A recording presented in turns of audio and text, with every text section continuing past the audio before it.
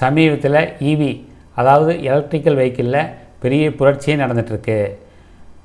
Petrol diesel விலை நாளுக்கு நாள் ஏறிட்டே போகுது. வார் நடந்துட்டு இருக்கறனால ஷார்ட்டேஜே வந்துடுமோ, கிடைக்காம போயிடுமோ அப்படின்னு ஒரு பயம் இருக்குது. இந்த வீடியோவில் எலக்ட்ரிக்கல் மோட்டார் சைக்கிளையுமே அதோட பெட்ரோல் மோட்டார் சைக்கிளையும் கம்பேர் பண்ண போகிறோம். அதே மாதிரி ஈவி காரையுமே பெட்ரோல் காரையும் கம்பேர் பண்ண போகிறோம். நான் மோட்டார் சைக்கிளை பொறுத்த வரைக்கும் பெட்ரோல் வச்சுருக்கேன், ஈவி வச்சுருக்கேன். காரை பொறுத்த வரைக்கும் பெட்ரோல் யூஸ் பண்ணியிருக்கேன், டீசல் வச்சுருக்கேன். கடந்த 3 வருஷமாக ஈவி யூஸ் பண்ணிட்டு தான் இருக்கேன். அந்த எக்ஸ்பீரியன்ஸ் சேர்த்து தான் வீடியோவில் கொடுத்துருக்கேன். வீடியோ கேர்ஃபுல்லாக கடைசி வரைக்கும் பார்த்தீங்கன்னா உங்களுக்கு ஈவி யூஸ்ஃபுல்லாக இருக்குமா அப்படிங்கிறத தெரிஞ்சுக்கலாம். வீடியோ கேர்ஃபுல்லாக பார்த்துட்டு மற்றவங்களுக்கு ஷேர் பண்ணுங்கள். இந்த வீடியோ எஜுகேஷன் இன்ஃபர்மேஷன் பர்பஸாக தான், எந்த ரெக்கமெண்டேஷன் இல்லை. சரி, ஃபஸ்ட்டு எலக்ட்ரிக்கல் வெஹிக்கிள் இப்போ இந்தியாவில் ரொம்ப ஃபாஸ்ட்டாக க்ரோ ஆகிட்டுருக்கு. நிறைய ஃபேமிலிஸ் ஈவி வாங்கலாமா அல்லது பெட்ரோல் வாங்கலாமா அப்படின்னு ஒரு கன்ஃபியூஷன் இருக்காங்க. அதுக்காக தான் வீடியோ போட்டிருக்கோம். ரன்னிங் காஸ்ட் ரொம்ப இம்பார்ட்டன்ட் ஃபேக்டராக இருக்குது. ஸோ 2024 ப்ராக்டிக்கலாக இப்போ கம்பேர் பண்ண போகிறோம். சரி, கம்பேரிசன் ஏன் ப்ராக்டிக்கல் அப்படின்னு பார்த்தோம்னா, நான் முதலே சொன்ன மாதிரி நான் ஈவி பெட்ரோல் 2 டூ வீலருமே வச்சுருக்கேன். ஈவி 2 வருஷத்துக்கு மேலே யூஸ் பண்ணிட்டு தான் இருக்கேன். அதேமாதிரி காரை பொறுத்த வரைக்கும் முதல் பெட்ரோல் வச்சுருந்தேன், டீசல் இப்போ இருக்குது. ஈவி வாங்கி 3 வருஷத்துக்கு முன்னாடியே வாங்கி இப்போ 45 கிலோமீட்டர் ஈவி ஓடி இருக்குது. ஸோ ரீசெண்ட் பர்ச்சேஸை இன்னொரு ஈவியோட என் ஃபேமிலி பர்பஸ்க்காக ஆர்டர் பண்ணி வந்துருச்சு. ஸோ இந்த கம்பேரிசன் ப்ராக்டிக்கல் எக்ஸ்பீரியன்ஸ் தான், ஜஸ்ட்டு தியரி மட்டும் இல்லை.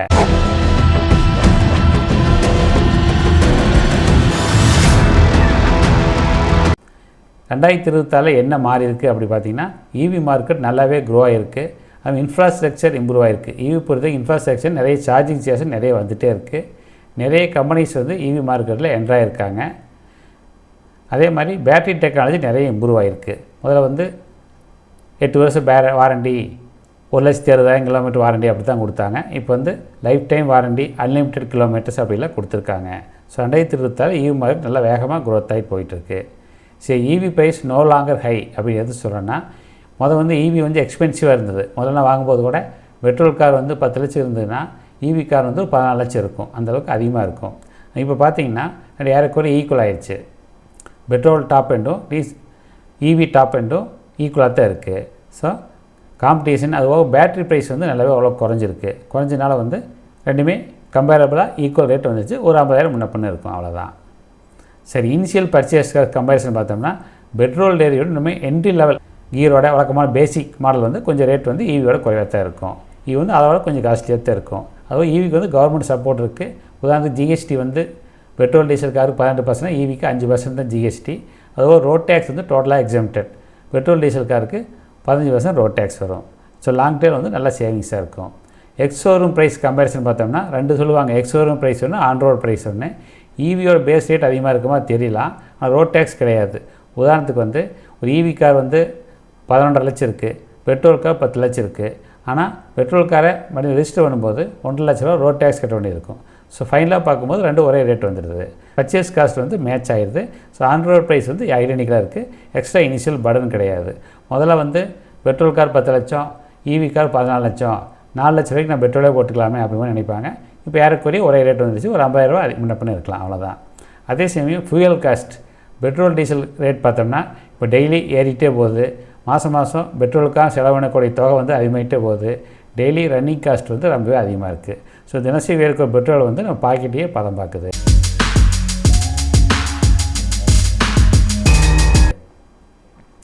சரி, ஈவி டூ வீலர் அதையுமே பெட்ரோல் பைக்குமே ஃபஸ்ட் கம்பேர் பண்ணி பார்த்துடலாம். EV two wheeler running cost பெருசாக எதுவுமே ரொம்ப குறைவாக தான் இருக்கும். பெட்ரோல் பைக்கை பொறுத்த வரைக்கும் ஈஸியாக நம்ம ஃபியூயல் போட்டு போயிட்டே இருக்கலாம் அப்படின்னு ஒரு கான்செப்ட் இருக்குது. ஆனால் சிட்டி யூஸருக்கு ஈவி ரொம்பவே சேவ் பண்ணக்கூடியதாக இருக்கும். மெயின்டெனன்ஸ் ரொம்பவே கம்மியாக இருக்கும் ஈவி ஸ்கூட்டரை பொறுத்த வரைக்கும். ஸோ நகர பயணத்துக்கு ஈவி ரொம்பவே பயனுள்ளாக இருக்கும். சரி, மந்த்லி எவ்வளோ பில் வரும் அப்படின்னு ஒரு கால்குலேஷன் பார்த்துடலாம். மாதம் 3000 ரூபா செலவாகுமா பெட்ரோலுக்கு அப்படின்னு பார்த்தோம்னா, ஒரு நாளைக்கு 50 கிலோமீட்டர் போகிறவங்க மாதத்துக்கு ஒரு 1500 கிலோமீட்டர் ஓட்டியிருப்பாங்க. ஒரு கிலோமீட்டருக்கு பெட்ரோல் சுமாராக 2 ரூபா 10 பைசா சுமாராக கால்குலேட் பண்ணியிருக்கோம் வரும். பார்த்தோம்னா மாதம் 3000 ரூபா நமக்கு செலவாகும். அதே ஈவி பொறுத்த வரைக்கும் 400 ரூபா செலவாகும். எப்படின்னம்னா இதே 1500 கிலோமீட்டர் ஓட்டினா கூட கிலோமீட்டருக்கு 28 பைசா தான் செலவாகும். அப்படி ஆகும்போது நமக்கு 400 ரூபா செலவாகும். ஸோ ஸ்கூட்டரில் மட்டுமே நமக்கு 2600 ரூபா சேவ் ஆகும் ஒரு மாதத்துக்கு.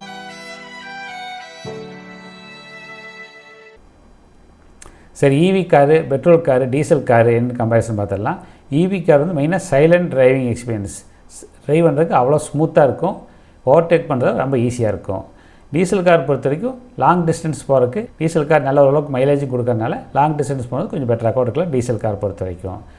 அதே சமயம் ஈவி வந்து பெட்ரோல் டீசல் போட டிபெண்டன்சி ரொம்பவே குறைக்குது, ரன்னிங் காஸ்ட் ரொம்பவே குறைக்குது. சரி, ரன்னிங் காஸ்ட் கம்பேரிசன் பார்த்தோம்னா இப்போ வந்து ஃபியூல் ரேட் வந்து பெட்ரோல் டீசல் ரேட்டு அதிகமாகிட்டே போகுது. இப்போ 10 ரூபா சுமார் அதிகமாகிடுச்சு லிட்டருக்கு. ஒரு கிலோமீட்டருக்கு செலவு வந்து அதிகமாகிட்டே போகுது. ஈவி சார்ஜ் வந்து கம்பேரேட்டிவாக சீப்பாக தான் இருக்குது. ஸோ ஹெவி டெய்லி யூஸ் பண்ணுறவங்க ஈவினால் ரொம்பவே பயனடையலாம். லாங் டைம் சேவிங்ஸ் வந்து ரொம்பவே முக்கியமாக இருக்கும். ஸோ ரன்னிங் காஸ்ட் தான் ரொம்ப முக்கியம். அடுத்து சார்ஜிங் காஸ்ட் அட் ஹோம். வீட்லேயே சார்ஜ் ஓட்ட என்ன அப்படின்னு பார்க்கலாம். வீட்லேயே சார்ஜ் ஓடுறது நிறைய ஃபேமிலி கன்வீனியண்ட்டாக இருக்கும். Night charging reduce the stress. உதாரணத்துக்கு பகலில் ட்ரைவ் பண்ணிகிட்ருப்போம், அடிக்கடி எடுத்து போயிட்டு வந்துருப்போம். நைட்டு வந்து டிஸ்டர்ப் இல்லாமல் சார்ஜ் ஓட்டலாம். நைட்டு வந்து பேட்டரி கூலாக இருக்கும்போது சார்ஜ் ஓட்ட பேட்டரி லைஃப் கொஞ்சம் இம்ப்ரூவ் ஆகும். அதுபோக அந்த பீக் ஹவர் சார்ஜ் அந்த மாதிரி எதுவும் இருக்காது. ஸோ பகலில் ட்ரைவ் பண்ணிவிட்டு நைட் சார்ஜ் ஓடுறது நல்ல கம்ஃபர்டபுளான மெத்தடோடு இருக்கும். சார்ஜிங் ஹேபிட் கூட முக்கியமாக இருக்கலாம். சரி, அடுத்து 4 வீலர் மந்த்லி பில். இது ஒரு கால்குலேஷன் மூலமாக கம்பேர் பண்ணி பார்த்துடலாம். மாதம் 12,000 ரூபா வருமா பெட்ரோல் அப்படின்னு பார்த்தோம்னா, டெய்லி 50 கிலோமீட்டர் ஓட்டுறவங்களுக்கு வந்து ஒரு மாதத்துக்கு ஒரு 1600 கிலோமீட்டர் ஓட்டுவாங்க. 1 லிட்டர் பெட்ரோல் வந்து 7 ரூபா 50 பைசா கணக்கு போட்டோம்னா மாதத்துக்கு 12,000 ரூபா செலவாகும். இதே ஈவி பார்த்தோம்னா, இதே 1000 கிலோமீட்டர் மாதத்துக்கு ஓட்டினாங்கன்னா நமக்கு 1 ரூபா தான் செலவாகும். கிலோமீட்டருக்கு செலவாகும்போது நமக்கு 1600 தான் செலவாகும். ஸோ பட்ஜெட் நல்லாவே சேவிங்ஸ் ஆகுது. ஸோ காரில் மட்டுமே மாதம் 10,000 ரூபாய்க்கு மேலே மிச்சமாகுது. அந்த 1 ரூபா கூட இல்லாமல் 0 மைட் செலவில் ஓட்ட முடியுமா அப்படிங்கிறத பின்னாடி பார்க்கலாம். சரி, அடுத்து சர்வீஸ் மெயின்டெனன்ஸ் சார்ஜ். ஈவி பொறுத்த வரைக்கும் மூவிங் பார்ட்டே ரொம்பவே குறைவு. அதனால் சர்வீஸ் சார்ஜ் ரொம்பவே குறைவாக தான் இருக்கும். அதே மாதிரி இன்ஜின் ஆயில் வந்து மாற்ற வேண்டிய அவசியமே இருக்குது. இன்ஜின் ஆயில் ஒன்றே கிடையாது, இன்ஜின் ஆயில் மாற்ற வேண்டிய நெசிட்டி இல்லை. அதே சமயம் பெட்ரோல் டீசல் கார்களை வந்து ரெகுலராக சர்வீஸ் பண்ணணும், இன்ஜின் ஆயில் மாற்றணும், அந்த வேலையில் இருக்குது. ஸோ மெயின்டெனன்ஸில் வந்து ஈவி வந்து ரொம்ப அட்வான்டேஜ் இருக்குது. அதே மாதிரி ஆனுவல் சர்வீஸ் பில் பார்த்தோம்னா பெட்ரோல் டீசல் எல்லாமே 10,000லேருந்து 20,000 வரைக்கும் ஆவரேஜாக செலவாகும். இது ஈவி பொறுத்த வரைக்கும் அது செலவாகும், ஒரு 2,000லேருந்து 4,000 வரைக்கும் செலவாகும். ஸோ சர்வீஸ் செலவு வந்து ரொம்பவே குறையுது, ஒரு 3/4 மேலே குறையுது.